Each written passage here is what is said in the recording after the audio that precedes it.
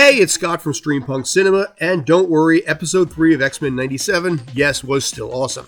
A lot to be impressed with this episode, so first off, a quick recap, followed by 5 questions I have going forward, plus lastly my ratings for the episode.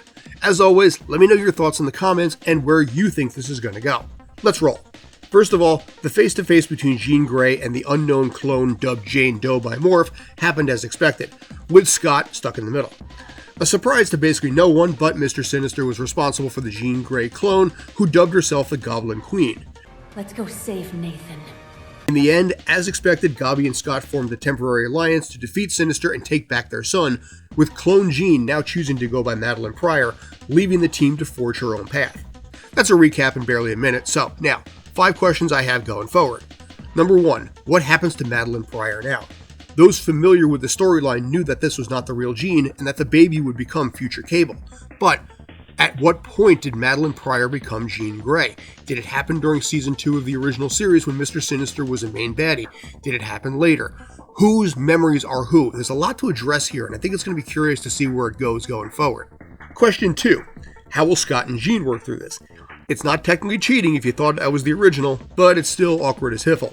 I figure the two are going to separate for a while and eventually get back together, but I have to wonder if Wolverine, who clearly has feelings for Jean that are still there, will end up somehow in the picture. Also, Jean's childhood was addressed, so that will be interesting to see explored as well. Number 3. How will Morph handle this? Not much was said in this episode about the psychological damage done from coming face to face with his greatest trauma once again, so I would like to see that addressed.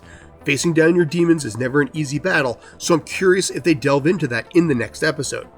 As a whole, I really have enjoyed what they've done with Morph this season, and it was always a great treat in the original series, so more Morph is always a win for me, who personally I think is my favorite character so far. Question 4. Where do Bishop and Nathan go from here, and do they see Old Forge in the future? In fairness, I chose not to see the names of the episode or any kind of synopsis of future episodes because I don't want it spoiled for me. But at some point, Nathan has to go into the 40th century, and with or without Bishop, he will have to face Apocalypse. After he was exposed to the virus by Mr. Sinister, probably the same virus that Wolverine helped cure in the original X-Men, that virus is going to be extremely important, and indirectly, Mr. Sinister may have done a benefit for future humanity. But watching Nathan grow up to be Cable could absolutely be its own series, and I'd watch the heck out of that also. At the very least, I expect a Nathan Bishop storyline to be its own episode. And question 5, speaking of Forge, he returned from his one-off episode back in the original series when X-Force was introduced. Meeting a now powerless Storm in a bar and offering her the hope of getting her powers back, which I'm sure will happen somehow, is a great starting off point for the two. In a lot of iterations of the comics, Storm and Forge got together, so I think it's a good beginning. By the way, props for calling the bar Tequila Mockingbird. Clever play on words, and an alcohol reference in a Disney Plus series is something Fox kids would not have done back in the day. Overall, an impressive episode again, and I'm liking the direction. I'm giving it an 8.5.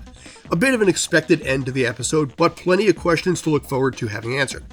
The decision to fire head writer Bo DeMeo, supposedly for his ties to his OnlyFans account, albeit a clean one, just before the premiere of the series, does raise several concerns after he finished writing both Season 1 and Season 2 of the series.